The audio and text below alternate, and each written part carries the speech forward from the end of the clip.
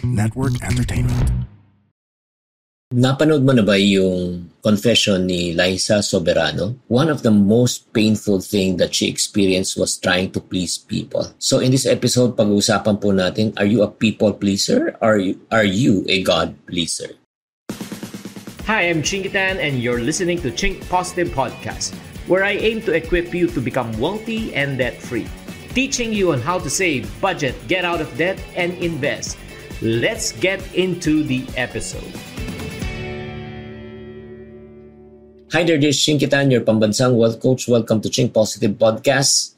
Sa episode natin to, pag-usapan po natin yung being a people pleaser. Now, let me be honest and upfront and personal with you.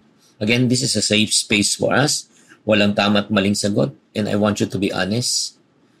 Do you have a hard time saying no when someone asks for you for money? Or nagigilty ka ba when may nangungutang sa'yo at di mo kaya magbigay? Parang ikaw pa nahihiya na hindi ka magbibigay kahit na wala kang pera. Alam mo, sometimes you might think that you're being generous. But if you're constantly saying yes out of guilt or pressure, alam mo ang nangyayari yan? Masisira ang finances mo. Kaya nga, pag-usapan po natin yung hidden cost of people pleasing, especially when it comes to money. By the end of this episode, maintindihan mo kung bakit ang people pleasing will lead you to financial stress. Okay, so today we are going to talk about the emotional traps of people pleasing, the real life examples, mga magbibigay tayo ng example, and how can we set boundaries so that you can be free. So let's define it. Ano yung ibig sabihin ng financial people pleasing spirit? It is the habit of saying yes to money-related requests or spending choices, not because it is wise or it's because it's your goal, because you are afraid of the following. Number one, takot ka na ma-hurt ang feelings ng iba. Takot ka na baka sabihin na swapang ka. Takot ka ma-judge. And takot ka na magkaroon ng conflict. Kaya kahit na uncomfortable ka, bumibigay ka because para wala lang masabi. Sounds familiar? Di ba? Yung parang nabiktima ka naman sa mga dahil sa sobrang kabaitan mo at di ka makaindi. Alam mo namang hindi nagbabayad pero nagpapautang ka ulit doon. Or if not naman, nagbabayad ka ng group expenses that you cannot afford. Or number 3, you're supporting already family members. Di ba? Family members na may mga anak. Di ba? Na dapat may obligasyon. And or if not naman, nape-pressure ka to buy things just to fit in or to please others. Well, if you are a victim of this, here's the problem. When you say yes to everyone else, you're saying no to your own financial goal and financial peace.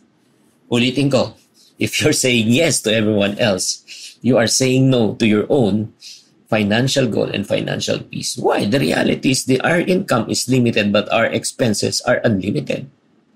So ano po nangyayari? Nasisira ang savings mo, nade-delay yung goals mo, or if not naman, ikaw na nalulubog sa utang and you're carrying a lot of financial stress. So, kung alam po natin na nakakasama at nakaka-relate kayo sa sinasabi ko, bakit maraming tao, they are under the zone of people pleasing? Number one reason is because of guilt. Again, you feel bad when you say no, especially to those people who helped you before. Parang feeling mo, duty mo, na tulungan sila pabalik.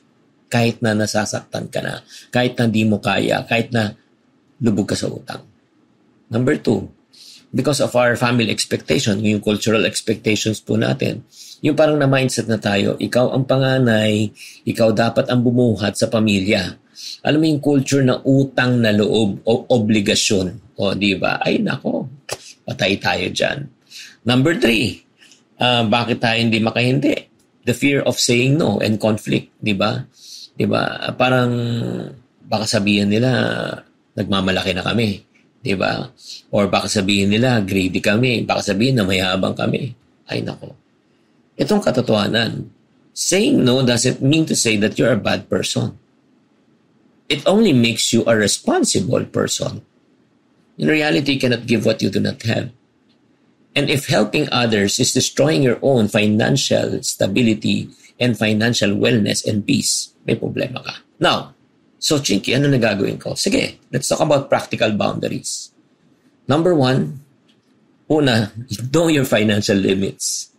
Again, before you say yes to others, you check muna with your bank account. You check muna with your savings account. You check muna with your generosity or what we call as benevolence fund. Meron ka bang pera na pwede mo itulong? You can never give what you do not have. Do you agree? Number 2, kung gusto mo talaga mag-say no, you can be wise by saying kind but firm language. Like for example, nais kitang tulungan as of right now pero medyo tight ang budget namin. I cannot give you financially but I'm happy to support you in another way.